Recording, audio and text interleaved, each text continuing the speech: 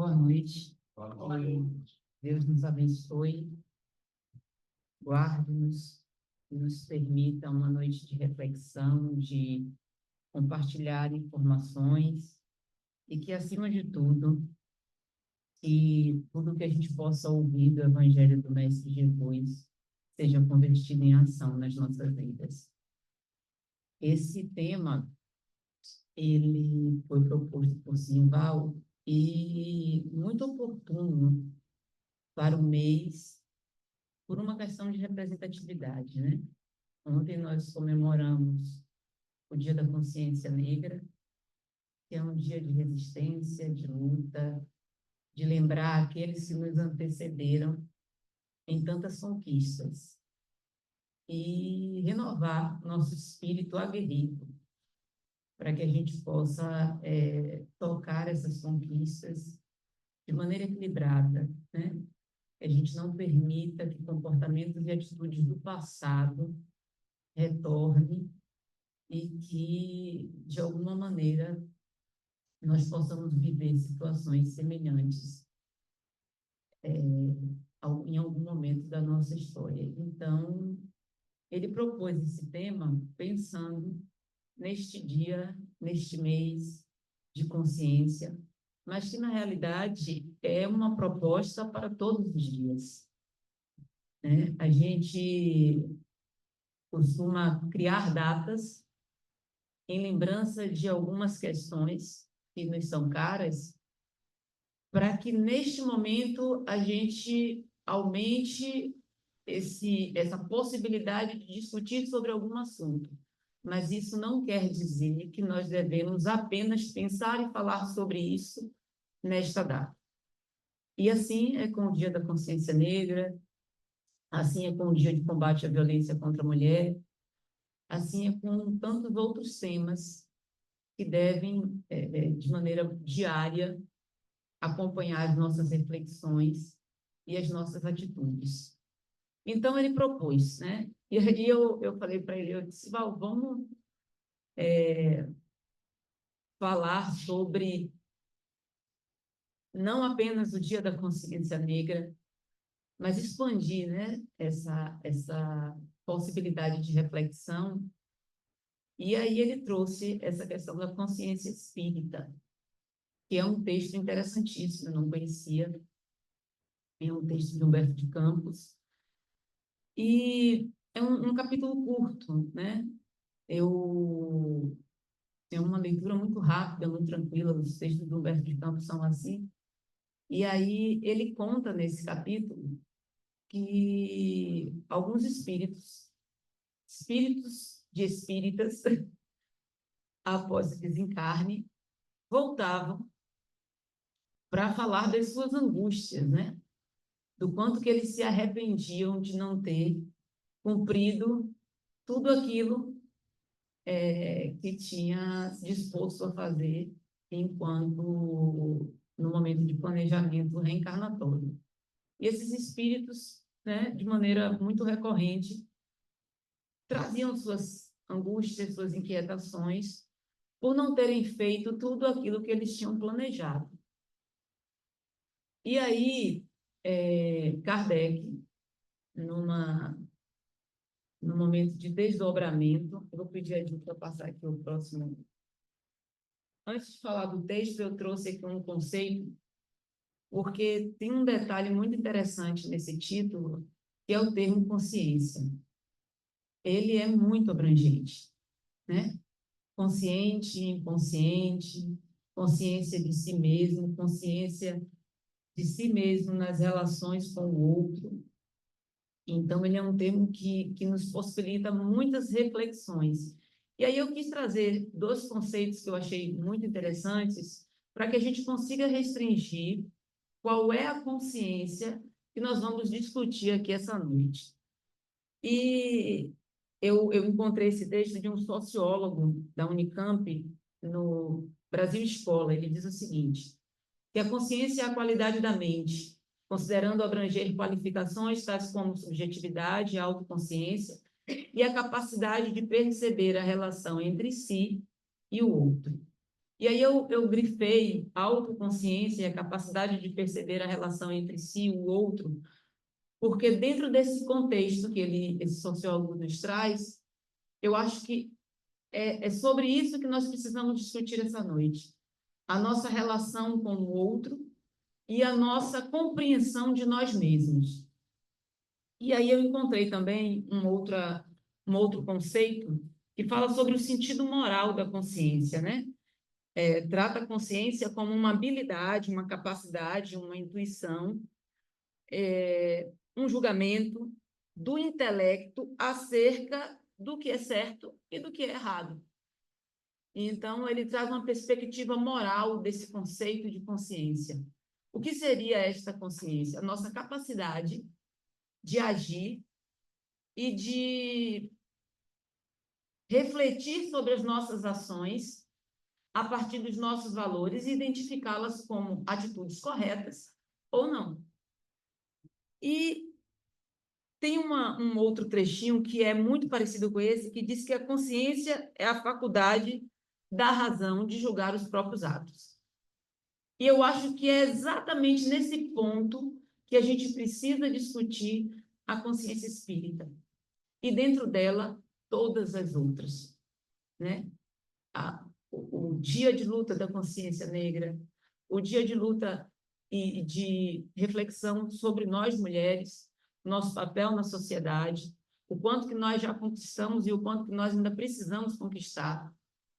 E todas essas consciências que a gente precisa construir, elas vão em algum ponto se unir dentro desses valores morais do que nos traz o que é certo e do que é errado. E como é que a gente vai saber o que é certo e o que é errado? Aí é o Evangelho do Cristo que vai nos guiar nesse momento. Então, refletir sobre este ou aquele tema e julgar a atitude desta ou daquela maneira a partir do entendimento do Evangelho. É isso que a consciência espírita nos convida a fazer. E aí, vamos falar um pouquinho do texto, né? Agora que a gente tem que tipo de consciência que nós queremos tratar aqui? Aquela moral, aquela que nos permite deitar a cabeça no travesseiro e dormir, e aquela outra, que é a mesma, que não nos deixa dormir quando as nossas atitudes não estão condizentes com o que nós efetivamente deveríamos fazer. E eu falava sobre o texto, Kardec, ele falava sobre alguns espíritos, de espíritas que desencarnaram e traziam as suas angústias, as suas lamentações por não terem feito tudo aquilo que tinham programado para fazer. Mas ele também traz um relato de Kardec, de que ele, num momento de desdobramento, né, ele é convidado a visitar uma determinada região, e lá nessa região ele vai encontrar o seguinte cenário. O codificador da doutrina espírita, durante o repouso, viu-se também fora do corpo, em singular desdobramento. Junto dele, identificou um enviado de planos sublimes que o transportou, de chofre, a nevoenta região, onde gemiam milhares de entidades em sofrimento estarrecedor. Soluços de aflição casavam-se a gritos de cólera, blasfêmia, seguiam-se a gargalhadas de loucura. E nesse cenário que Kardec encontrou neste momento de desdobramento, que obviamente chocou muito, né? Ele, como chocaria todos nós, de muita dor, de muito sofrimento, de muita inquietação, ele questiona desse espírito que o conduziu até lá, quem eram aquelas pessoas? Por que que elas estavam em tamanho sofrimento? E aí, Kardec, ele faz algumas suposições, né? Ele questiona do espírito. Foram os assassinos de Jesus, foram imperadores romanos, foram algozes dos cristãos, né? Nós estivemos aí em vários momentos da história, os cristãos sendo perseguidos e perseguindo também. E aí ele pensa em conquistadores da antiguidade, homens e mulheres que aos nossos olhos pareciam bastante perversos, na forma de cuidar do outro, de tratar o outro, de agir com o outro de maneira autoritária e violenta.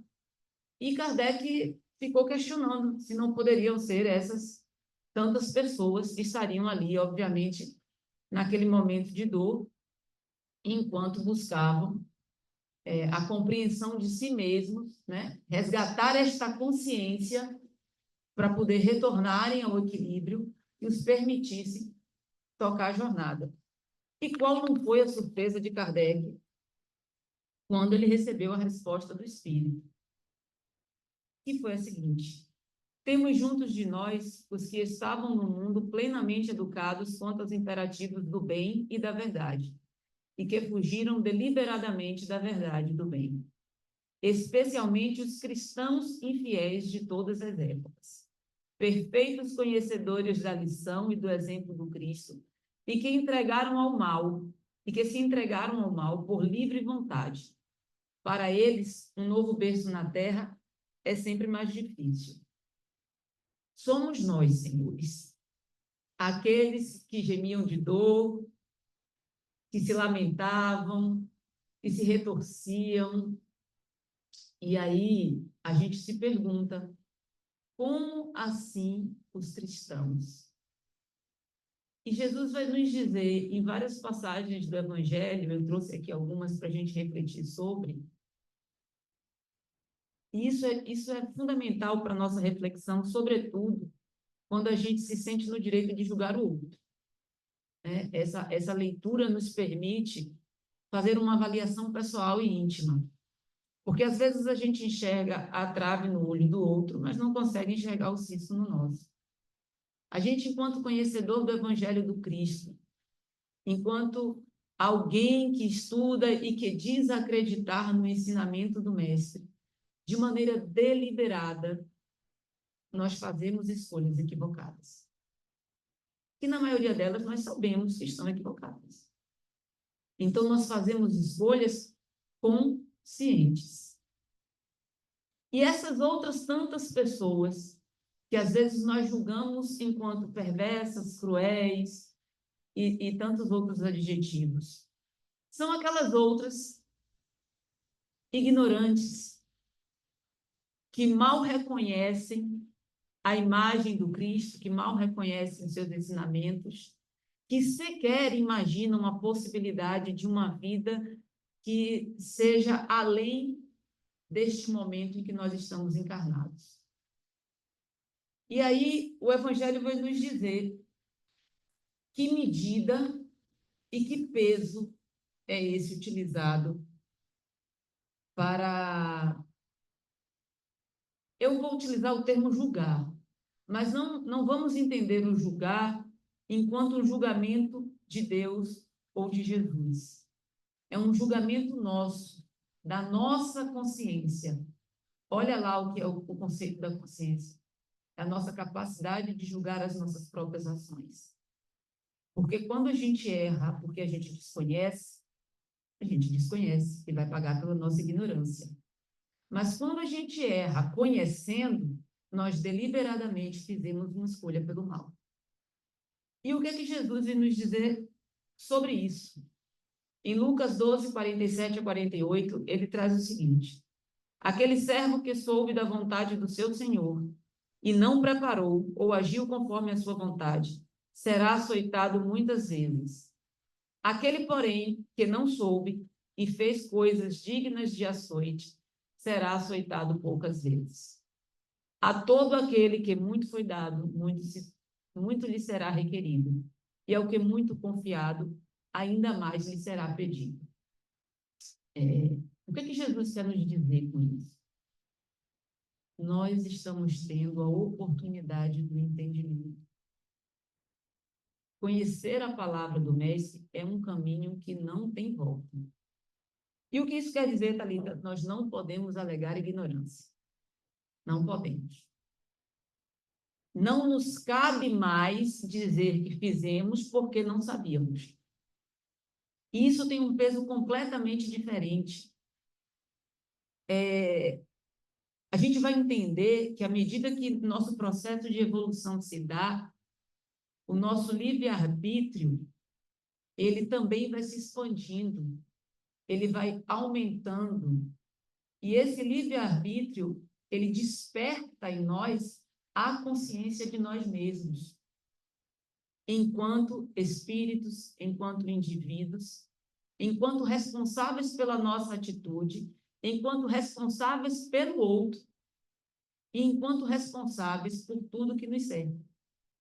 E essa compreensão, ela é fantástica, porque ela tira a venda dos nossos olhos, né? A gente tem um entendimento das coisas, a gente compreende o porquê do que está acontecendo, mas ela também traz responsabilidade, porque nada nos é dado sem que nos traga alguma responsabilidade com aquilo. É como crianças, né? À medida que as crianças vão crescendo, elas vão adquirindo mais responsabilidade. À medida que nós vamos evoluindo, nós vamos adquirindo mais responsabilidade. E isso é nos cobrado, volto a dizer, não por Jesus, não por Deus, mas pelo despertar da nossa consciência. Nós vamos entender que o que fizemos foi equivocado e aquilo vai cobrar uma mudança de atitude. E aí, não é só Lucas que traz, não é só essa passagem de Lucas que traz a reflexão sobre a quem mais é dado, mas será cobrado.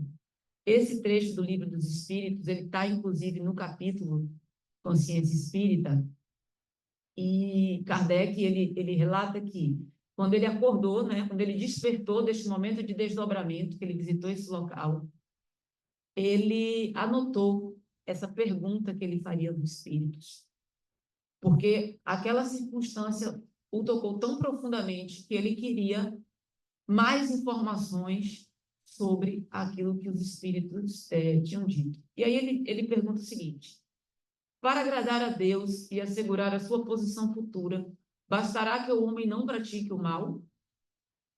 Não. Cumpre-lhe fazer o bem no limite das suas forças, porquanto responderá por todo mal que haja resultado de não haver praticado o bem. Eu, durante muito tempo, fui fã de quadrinhos, né? E um personagem que eu sempre achei interessantíssimo nos quadrinhos era o Homem-Aranha. E a história do Homem-Aranha, ela passa por um exemplo disso, né? Ele recebe o poder, ele recebe a compreensão, o conhecimento.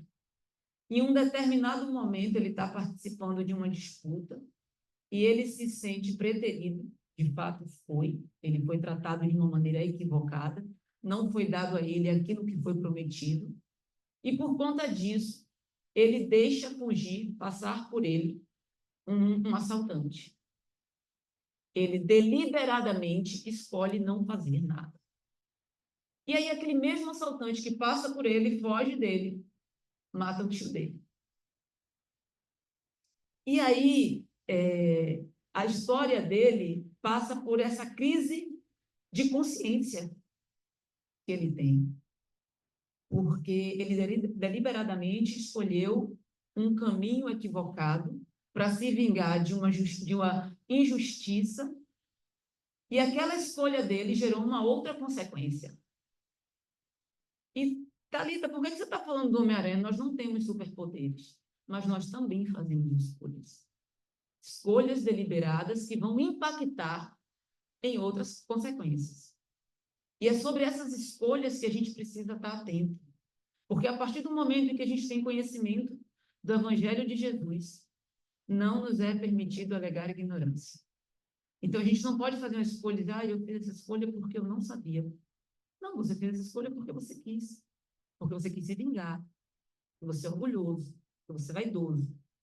Porque eu sou egoísta. Porque nós somos invejosos. Por isso nós fazemos as nossas escolhas.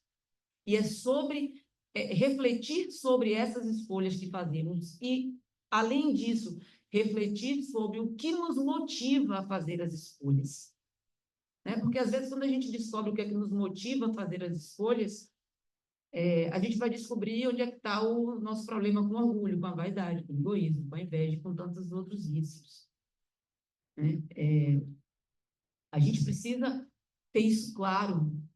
Paulo, acho que num dos grupos de estudo, não sei se foi Gil, se foi Paulo, estava falando sobre Paulo, né? Que não, eu não faço o que eu quero, porque quando eu percebo que eu quero fazer algo por minha vontade, eu faço diferente. Eu faço o que o Evangelho manda. Então, a gente precisa ter essa consciência sobre as nossas escolhas. Às vezes, a gente faz uma escolha que acha que não vai ter consequência, mas toda escolha tem consequência. Toda, toda. Não tem uma escolha que nós não façamos na nossa vida que não nos traga um resultado, para o bem ou para o mal. E é sobre isso que nós precisamos discutir quando a gente fala sobre consciência espírita, consciência negra, consciência de combate à violência contra a mulher, consciência de cuidado das nossas crianças e adolescentes, consciência sobre todos os temas que nos permeiam, porque nós fazemos escolhas diariamente sobre tudo isso. Quando nós optamos por deixar uma mulher sofrer uma violência, quando nós optamos por não ouvir o pedido de socorro de alguém, quando nós optamos por ignorar as pessoas. Às vezes a gente faz isso, a gente diz, não vou me meter nisso não. Né? Mas às vezes, neste momento em que nós escolhemos não nos meter naquilo ali não, talvez nós sejamos o instrumento divino que está próximo o suficiente para fazer alguma coisa. Né? E a gente precisa refletir sobre isso. Olha o que Kardec perguntou, basta não fazer o mal? Não basta não fazer o mal. Não fazer o mal é um bom caminho.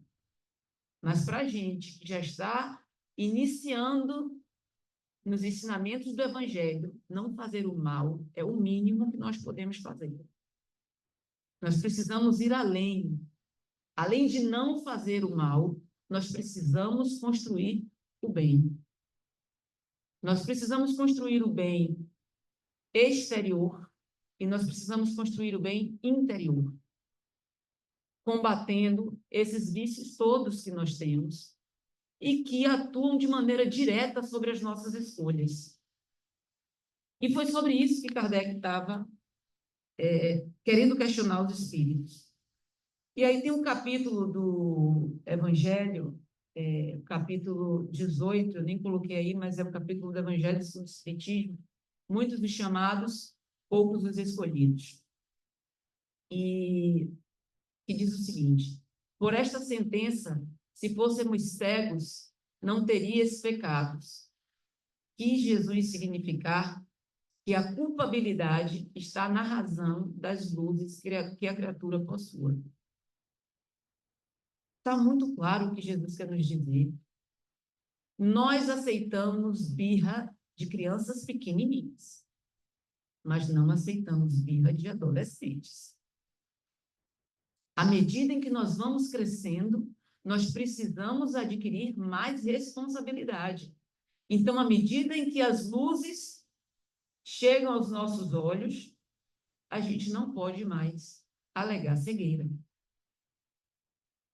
Ora, os fariseus que tinham a pretensão de ser e eram, com efeito, os mais esclarecidos da sua nação, mais culposos se mostravam aos olhos de Deus do que o povo ignorante.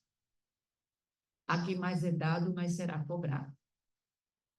Se cometer o equívoco é muito ruim, cometer o equívoco utilizando, usufruindo e abusando do ensinamento do Cristo é um pouquinho pior. Então, nós precisamos estar atentos a esse chamamento do Evangelho. Despertar a nossa consciência, que aqui nós chamamos de consciência espírita, mas que nós possamos dar o nome que mais nos interessar. Né? Vamos despertar a nossa consciência enquanto criaturas, enquanto espíritos, que compreende que isso é um instante dentro da nossa existência. E que nesse instante, dentro da nossa existência, nós precisamos fazer escolhas melhores.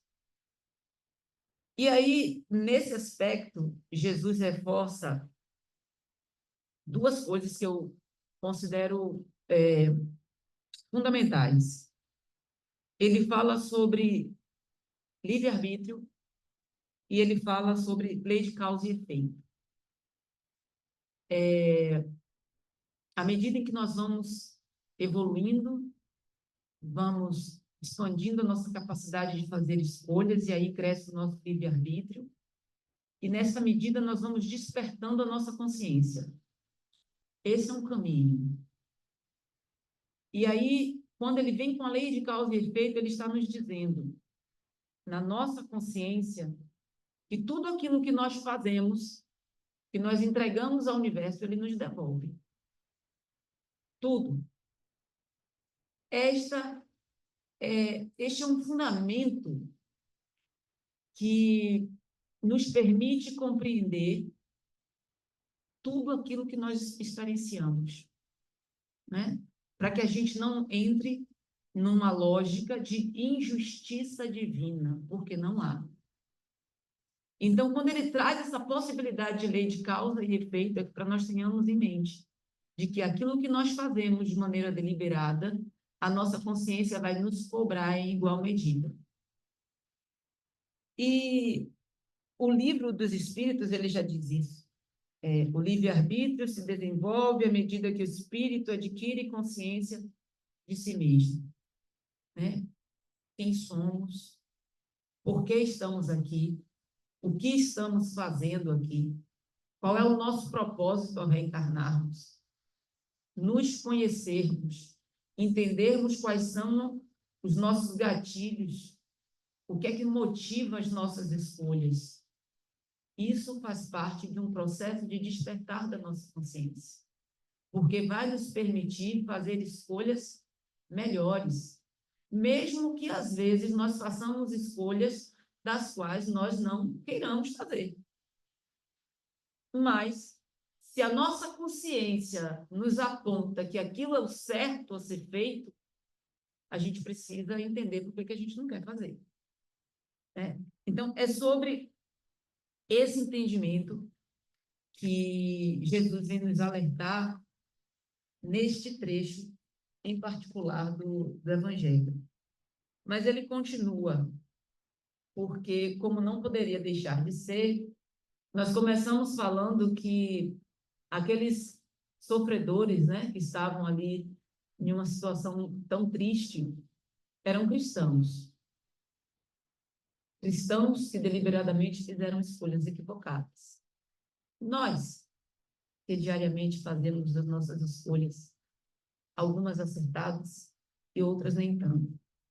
E aí, o Evangelho ele nos traz um chamamento direto.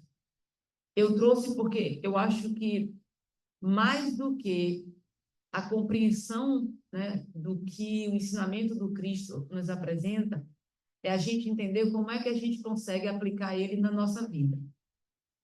E olha o que Kardec nos diz.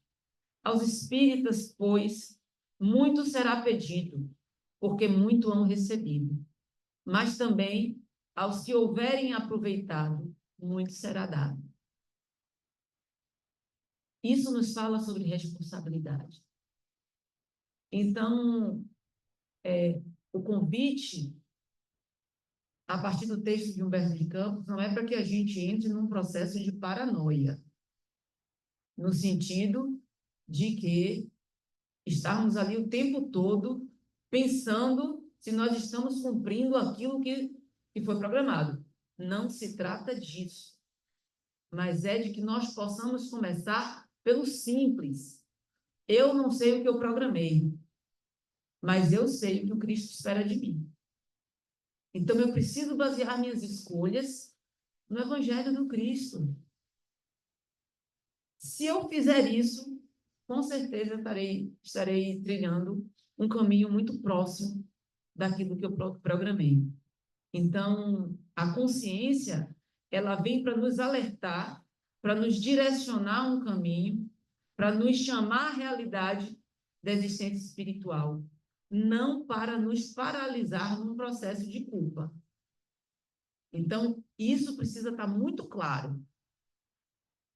Errei, errei. Posso consertar? Vou fazer. Vou trilhar o caminho de volta. De volta para onde, Thalita? De volta para o caminho do Cristo. Afinal de contas, ele já nos disse que ele é o caminho, a verdade e a vida. E se a gente se desvia desse caminho, o que nos aguarda? Dor, sofrimento e um processo de consciência pesada. Então, a gente precisa estar com isso muito claro, para também não entrar numa paranoia de estar o tempo todo pensando, né, sobre eu tenho que fazer isso, não tenho que fazer aquilo, eu tenho que fazer isso.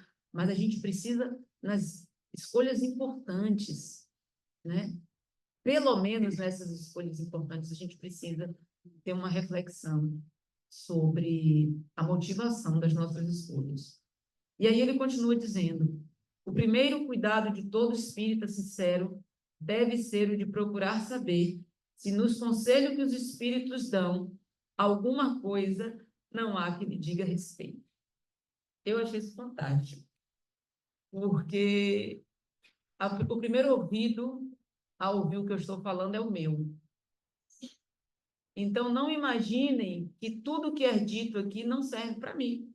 Muito pelo contrário, serve primeiro para mim. E quando a gente fala sobre o Evangelho, a gente precisa ter isso claro. O primeiro recado é para aquele que fala. O primeiro aviso, o primeiro despertar é para aquele que está estudando e que está procurando entender o Evangelho. Porque isso nos dá a consciência de quem nós somos. Nós ainda somos criaturas. Estamos num processo doloroso de evolução. A gente precisa ter consciência disso, né? A gente precisa se enxergar. Onde é que eu estou neste processo? Eu estou ainda lá atrás. Então, eu tenho um longo caminho nessa minha trajetória. E eu acho que quando ele chama os espíritas a essa reflexão, é para que a gente coloque os pés no chão, para que a gente não imagine que porque frequentamos o centro, que porque participamos de grupos de estudo, que porque fazemos alguma atividade, ou que porque frequentamos a igreja, cristãos de modo geral, ou porque praticamos o bem de maneira ocasional aqui e ali. É para que a gente não imagine que isso basta. Kardec nos perguntou lá atrás: não basta não fazer o mal, é preciso fazer o bem. Ele nos avisa aqui. O primeiro aviso que os espíritos dão, esse recado tem que chegar primeiro aos nossos ouvidos, para que a gente possa refletir sobre a nossa vida. E porque a gente precisa ter claro em mente, a jornada, ela é individual. A caminhada é coletiva. Estamos todos aqui juntos para um ajudar o outro. Mas o processo de evolução é individual. Por mais que a gente ame alguém, a gente não pode pegar ele e sair arrastando. Não. Ele vai precisar despertar. Ele vai precisar lutar as suas guerras, como nós também fazemos. Então, é sobre isso que o Evangelho vem nos despertar. Essa consciência espírita que Humberto de Campos nos traz, a partir desse relato de Kardec, é para que a gente não imagine que já estamos quase espíritos puros, né? Estamos muito longe disso, né? A gente possa refletir, porque quando a gente começa a achar que a gente está muito bom, a gente não questiona mais nada. Tá tudo bom. Eu sou uma pessoa ótima, não estou orgulhosa, está tudo ótimo. Então, se está tudo ótimo, está tudo ótimo. O que a gente precisa ter em mente é que não está tudo ótimo enquanto a gente estiver neste processo egoísta, orgulhoso. Enquanto as nossas escolhas elas forem baseadas mais no meu interesse do que no que é certo. Então, é esse chamado para esse tipo de consciência, porque se nós conseguirmos construir esse tipo de pensamento, racionalizar as nossas escolhas a esse ponto, a gente não vai precisar, talvez, ter dias específicos para comemorar tantas consciências, né? A gente precisa caminhar para que a gente não precise parar para pensar na hora de fazer uma boa escolha. a boa escolha tem que ser um processo natural, né? Tem que ser como respirar. E é esse o caminho que a gente precisa trilhar. Se a gente ainda para escolher entre o certo e o errado, às vezes entre o certo e o certo, mas tem um certo que é mais para mim do que para o outro. Então, se a gente ainda para pensar nisso, tem alguma coisa ainda precisa ser, alguma rota que precisa ser corrigida. Então, é sobre esse despertar de consciência que a gente aproveite enquanto estamos encarnados para fazer isso. Porque aqui é a oportunidade que nós temos, né? Quando a gente desencarna, o que os espíritos nos trazem, né, pelo menos nesse texto de Humberto de Campos, é este processo de arrependimento. E que a gente possa lutar o bom combate, que a gente possa chegar lá e dizer assim, poxa, aproveitei minha encarnação, consegui resolver aí pelo menos umas 2 questões das centenas que eu tenho na minha lista, né? Que a gente saia dela com mais ganhos do que dívidas, ou que a gente saia dela com mais passos para frente do que estagnação. Que a gente se arrependa, poxa, eu podia ter feito um pouquinho mais. Porque a gente, assim, a gente quando faz um pouquinho, a gente já acha que, né? Mas que a gente possa ter essa consciência de que a oportunidade é agora. É agora na relação com os pais, com os filhos, com os irmãos, com o companheiro. É agora com o microfone que parou de funcionar. Pronto. Então, é agora que a gente precisa fazer as escolhas, né? O que dizer ao nosso filho naquele momento de angústia? Eu lembro que, e aí é o último relato para a gente abrir para quem quiser comentar, eu vi uma história, eu estava lendo um livro, na verdade, e ele falando sobre uma consequência de um conselho que ele tinha dado. Ele deu um conselho para a pessoa seguiu o conselho dele. E aí, lá na frente, deu uma confusão terrível. E ele já vinha algumas encarnações tentando responder pelo conselho que ele deu. Então, que a gente possa refletir, né? No que a gente está encaminhando o outro. O que a gente mais tem visto na TV, nos jornais, são pessoas que aconselham deliberadamente para o mal, né? Então, mais do que pensar no mal, a gente verbaliza ele. E às vezes não tem coragem de fazer, aí empurra o outro para fazer. Aí vai fazer que nem os fariseus fizeram com Judas, né? Isso é contigo. Mas não é só com ele, não. É com quem falou também. Ninguém se engane. Não é só com quem age. Afinal de contas, nós estamos aqui o tempo todo sendo influenciados e influenciando outras pessoas. E a gente precisa ter essa consciência também do meu papel enquanto mãe, do meu papel enquanto irmã, do meu papel enquanto filha, do meu papel enquanto esposa. Eu prego a temperança no meu lar. O que é que eu estou construindo? E aí a gente fala sobre pequenas coisas, mas são nas pequenas coisas que a gente se atrapalha e se embola, né? Nas relações diárias que a gente faz essas escolhas equivocadas e que lá na frente vira uma bola de neve. Então, que a gente traga o evangelho sobre a quem mais é dado, mas será cobrado, né? Que a gente não enxergue isso como algo ruim, porque não é. É algo bom, conhecimento é importantíssimo sobre o Evangelho de Jesus e sobre nós mesmos. Porque só quando a gente começa a se conhecer, a gente começa a transformar este processo de metanoia. Então, mas como todo processo, traz responsabilidade. E a gente não pode ser eximir das responsabilidades. Que o Mestre Jesus nos ampare sempre, porque Ele está nos amparando. Que os bons espíritos possam encontrar em cada um de nós um terreno fértil para os bons conselhos e que nós sejamos sempre multiplicadores do Evangelho do Cristo, na nossa fala, mas, sobretudo, nas nossas atitudes. Porque assim vamos construir uma consciência cristã, divina, que vai nos permitir alcançar muito mais felicidade.